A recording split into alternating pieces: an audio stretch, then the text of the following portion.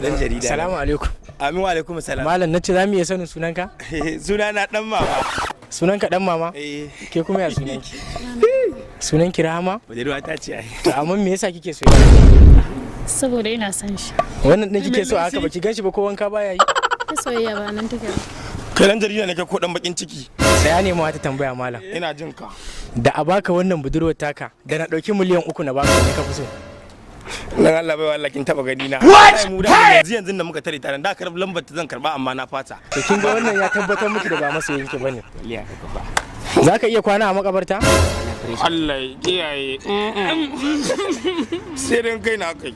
To ai abin da yasa nace ma zaka iya kwana a makabarta ai miliyan 3 da zan baka dole sai ka kwana a makabarta. Budurwa ta kamu mu.